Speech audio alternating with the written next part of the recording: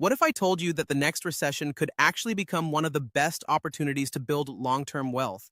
Not because stock prices go up, but because your dividend income keeps showing up month after month, quarter after quarter. Most investors panic during market downturns. They sell at the worst possible time, watch their portfolio shrink, and miss the eventual recovery. But income-focused investors often think differently. Instead of asking, how much did my portfolio fall today? They ask, are my dividends still coming in? And that's a completely different mindset. Today, we're looking at 5 dividend ETFs that were built to weather difficult economic environments while continuing to generate income. More importantly, I'll explain why simply chasing the highest yield can actually make your portfolio more vulnerable during a recession. And one of the ETFs on this list quietly solves a problem that most investors don't even realize they have. So make sure you stay until the end. And if you enjoy practical investing videos that focus on building long-term wealth instead of chasing hype, subscribe to the channel, give this video a like, and let me know in the comments. Which dividend ETF do you trust the most during a recession? Let's dive in. Why dividend quality matters during a recession. Before looking at the ETFs themselves, let's discuss what actually makes a dividend investment resilient. Many investors assume that a 7% or 8% dividend yield automatically means more income. Not necessarily. During recessions, companies with weak balance sheets often reduce or eliminate their dividends altogether. A high yield can quickly disappear if the underlying business struggles.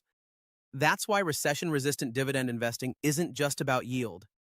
It's about 3 key characteristics: consistent cash flow, strong balance sheets, sustainable dividend payments. The ETFs we're discussing today prioritize these qualities in different ways. Let's start with one of the most popular. ETF number 1, SCHD. SCHD has become almost legendary among dividend investors, and for good reason. Rather than simply buying the highest-yielding companies, SCHD uses strict screening criteria.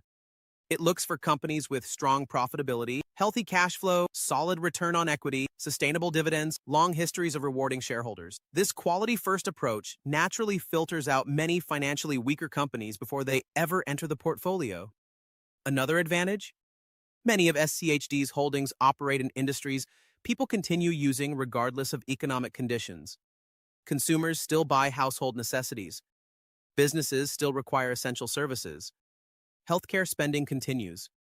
That stability often helps support dividend payments when economic growth slows. One important thing to remember is that SCHD isn't designed to produce the highest yield every year. Instead, it's designed to provide reliable dividend growth over time. And that difference matters. ETF number 2.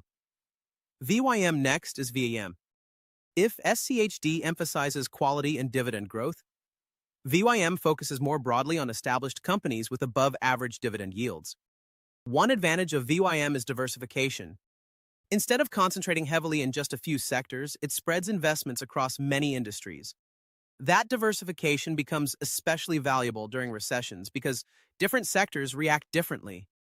Banks may struggle, utilities may remain relatively stable, healthcare could continue growing. Consumer staples often hold up better than discretionary spending.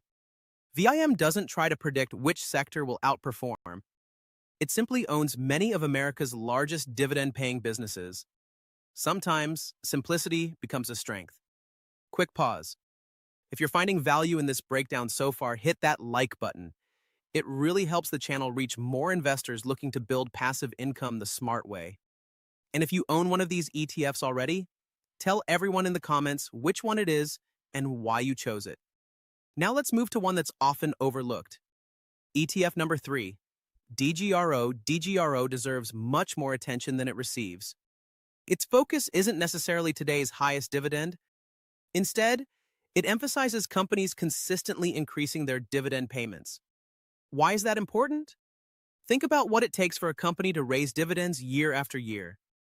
Management must believe future earnings will support those increases. That usually signals financial confidence. Companies repeatedly growing dividends often have durable business models and disciplined capital allocation. During recessions, dividend growth may slow temporarily, but businesses that have developed a culture of increasing shareholder payouts often emerge stronger once economic conditions improve. For younger investors still accumulating wealth, DGRO's emphasis on dividend growth rather than maximum current income can become especially powerful over decades. ETF number 4, SPHD. Now let's talk about SPHD. Unlike most dividend ETFs, SPHD combines two ideas: high dividend yield and lower stock price volatility. That second part often gets overlooked.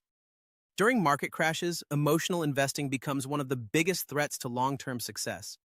Watching a portfolio decline 40% or 50% causes many investors to sell. SPHD attempts to reduce that emotional pressure by selecting lower volatility dividend stocks. Does that eliminate losses? No, but smaller swings may make it easier for investors to stay invested instead of panic selling. Another attractive feature is its monthly distributions instead of quarterly payments. For retirees or anyone relying on investment income, receiving cash every month can better align with regular household expenses. ETF number 5, HDV. Finally, we have HDV. HDV emphasizes financially strong companies with durable competitive advantages. Many of its holdings are large corporations with significant free cash flow, recognizable brands, and strong market positions. During recessions, companies with these characteristics often maintain profitability even while economic activity slows. One interesting aspect of HDV is that it tends to lean towards sectors traditionally considered more defensive. That doesn't guarantee positive returns. Nothing can. But defensive sectors historically experience less severe earnings declines than more cyclical industries. For investors seeking stability over excitement, HDV offers a compelling approach. The big lesson most investors miss. Here's the biggest takeaway. The strongest recession portfolio usually isn't built around finding the highest dividend. It's built around finding the most reliable businesses. A sustainable 3% dividend that grows for 20 years often creates more wealth than chasing an unstable 8% yield that eventually gets cut. Dividend investing is really about buying excellent businesses that happen to share their profits with shareholders. The income is the result, not the entire strategy. That's the mindset shift many successful long-term investors eventually make. Should you own all 5?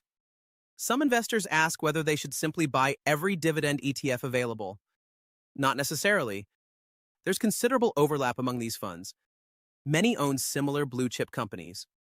Instead of owning all 5, think about what objective you're trying to achieve.